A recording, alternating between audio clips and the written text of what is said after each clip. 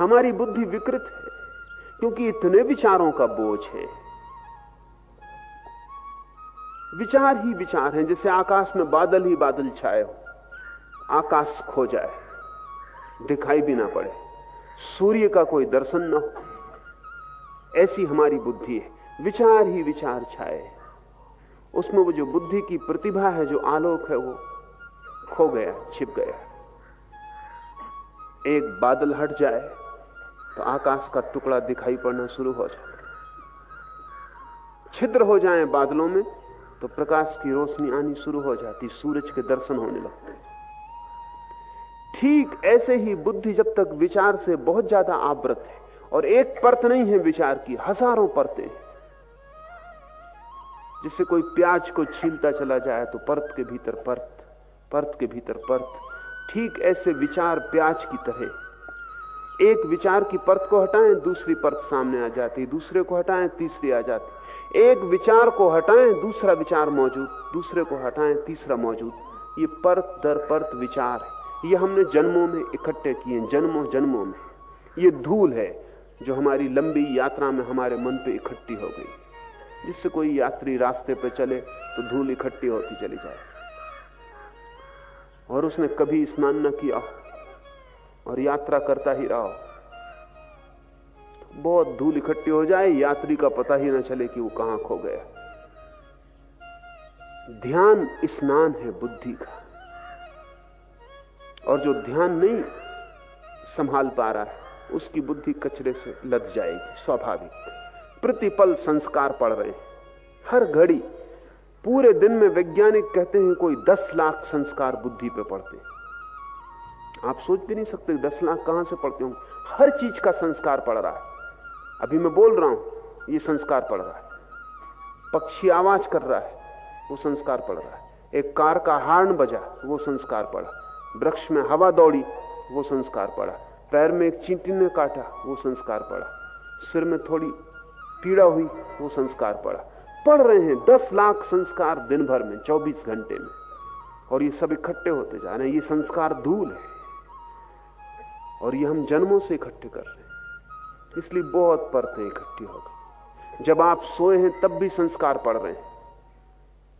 नींद लगी है आपकी, लेकिन इससे कोई फर्क नहीं पड़ता, क्योंकि बुद्धि पूरे वक्त काम कर रही। बाहर कोई आवाज होगी, नींद में भी संस्कार पड़ रहा है। गर्मी पड़ेगी, संस्कार पड़ रहा है। मच्छर आवाज कर रहे हैं, संस्कार पड़ रहा है।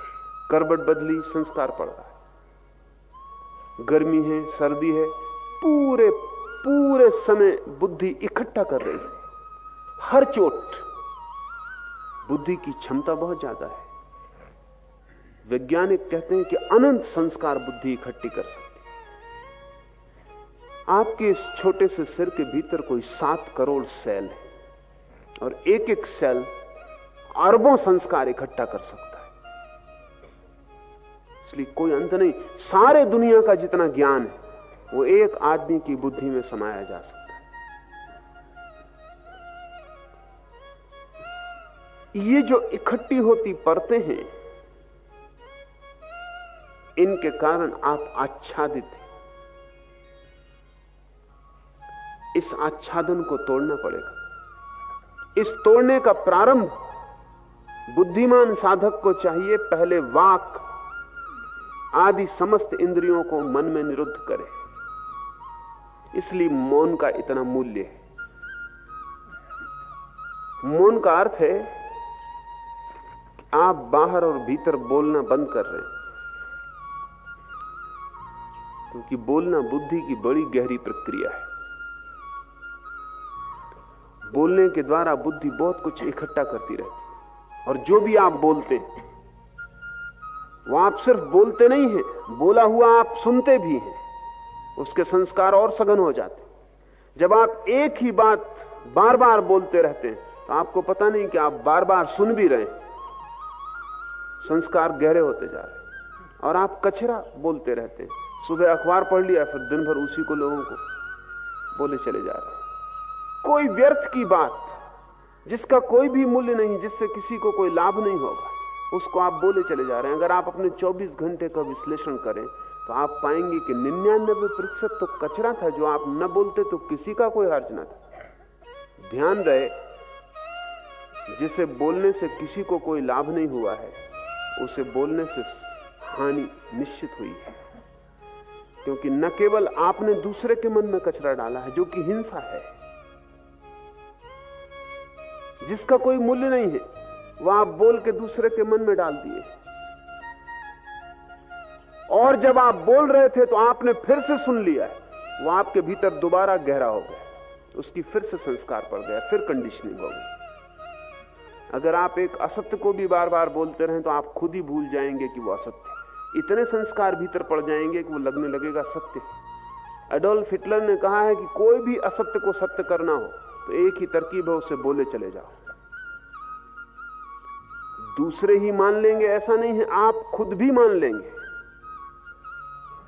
आप अपनी जिंदगी में देखें, कई असत्य आपको सत्य मालूम पड़ने लगे, क्योंकि आप इतने दिन से बोल रहे हैं कि अब आपको भी स्मरण नहीं रहा कि पहले दिन ये बात असत्य थी। बहुत बार संस्कार पड़ जाने से गहरे हो जाते, लीक बन जाती। पहला काम है साधक के लिए कि वो वाणी को संयत कर ले, वही बोले जो बिल्कुल अनिवार्य हो, अपरिहार्य हो, जिसके बिना चल ही ना सकेगा।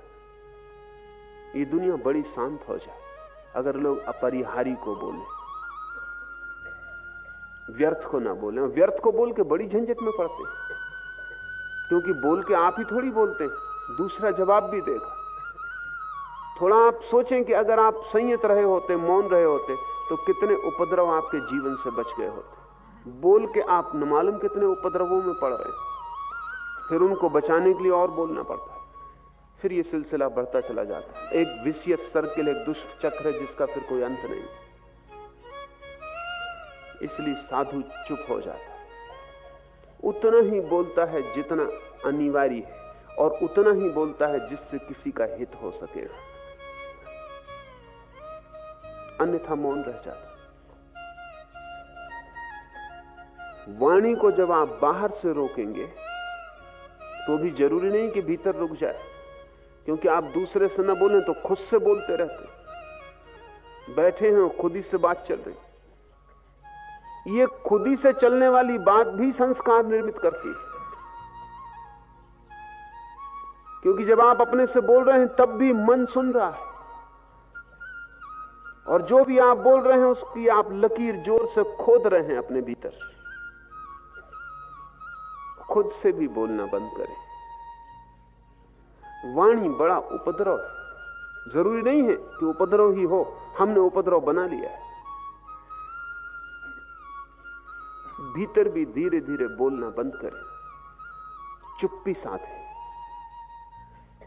मौन को फैलने दें। जितना जितना मौन फैलेगा उतना उतना मन विसर्जित होता चला जाए।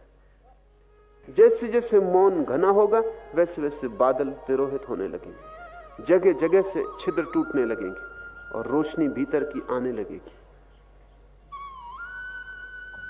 धर्म का, सारे धर्मों का आधार मौन है। महावीर 12 वर्ष मौन रहे। बुद्ध ने अनेक अनेक दिन मौन में बिताए। जीसस बोलने के पहले मौन में चले गए। उनका अवतरण हुआ जब वे परम मौन की अवस्था में थे। इस जगत में जो भी सत्य का अवतरण हुआ है वो तब हुआ है जब भीतर चुप्पी, सब शांत। उस शांत क्षण में ही हमारा तालमेल, हमारी ट्यूनिंग ब्रह्म से जुड़ जाती। वो मौन का कांटा ही हमें आभास से भीतर ले जाता है और सत्य से जोड़ देता है। इसलिए हमने साधु को मुनि कहा है। मुनि का अर्थ है जो मौन हो गया है, जो भीतर चुप हो गया है। असल में वही बोलने का अधिकारी है जो भीतर चुप हो गया हो, क्योंकि उसके बोलने का कुछ मूल्य होगा, क्योंकि बोलने का अर्थ होगा उसने कुछ जाना है जिसे वो दे रहा है।